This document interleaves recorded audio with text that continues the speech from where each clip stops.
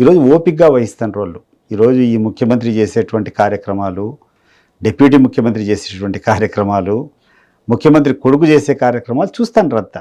వీళ్ళు డైవర్షన్ చేసేదానికి ప్రయత్నాలన్నీ.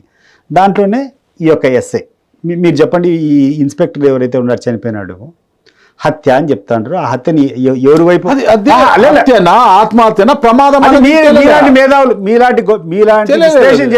మీలాంటి విశ్లేషణ చేసే వాళ్ళు క్లియర్ గా అది రాస్తాను. ఇది ఏందో తేలాలా, ఇది హత్యనా ఆత్మహత్యనా లేకుంటే ఇంకోటి అని చేస్తారు. భార్య పిల్లలు ఏడుస్తుంటే ఇక్కడ చూస్తే ఇలా చలి కాచుకుంటా.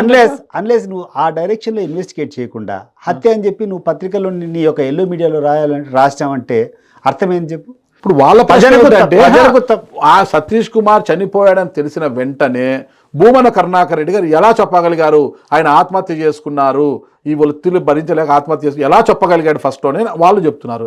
అది ఒక రకంగా ఆలోచించింది. వాళ్ళు హత్య అంటున్నారు. హత్య అనడానికి ఆస్కారం ఏంటి అసలుకి? అది ఏసీ 2 టైర్ కోచ్. ఆ కోచ్లో వివిఐపీలు ఎక్కుతారనమాట.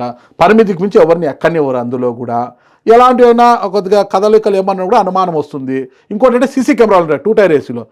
దరిద్రమో అది దురదృష్టమో తెలియదు కానీ ఆ రోజు ఆ కోచ్లో సీసీ కెమెరాలు కూడా లేవు. భూమన కరుణాకర్ రెడ్డి గారు చెప్పినట్టు దానికి ఒక కారణం ఉంది. ఇతను టీటీడీలో పనిచేశాడు. ఎవరు?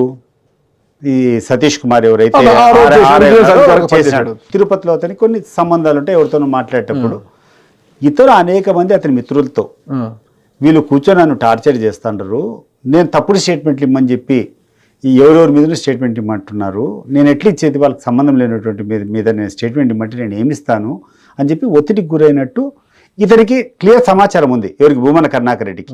మీరు ఇన్వెస్టిగేషన్ చేసినప్పుడు అతను చెప్తాడు, మొదటిసారి హాజరయ్యాడు కదా, సిట్టు దర్యాప్తుగా హాజరయ్యాడు కదా, రెండోసారి ఎందుకు పోతాడు మళ్ళీ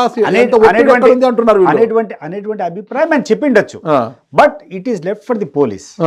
నువ్వు కూర్చోవాలా, నువ్వు ఇన్వెస్టిగేషన్ చేయాలా, చేసిన తర్వాతనే విత్ ఎవిడెన్సెస్ కూర్చొని మాట్లాడితే దాన్ని ఒప్పుకుంటారు. కాకుండా పేపర్ ట్రయల్, మీడియా ట్రయల్ అంటారు కదా. ఇప్పుడు కోర్టులో ఏదైనా ట్రయల్ జరగాల. ఈ రాష్ట్రంలో విచిత్రమైన పరిస్థితి ఏంటంటే కోర్టులో ట్రయల్ జరుగుతుందో లేదో కానీ మీడియాలో ట్రయల్ వీళ్ళు ఇష్టం వచ్చినటువంటి వాదన, వీళ్ళు ఇష్టం వచ్చినటువంటి ఇంప్రెషన్ వీళ్ళు క్రియేట్ చేయగలుగుతున్నారు.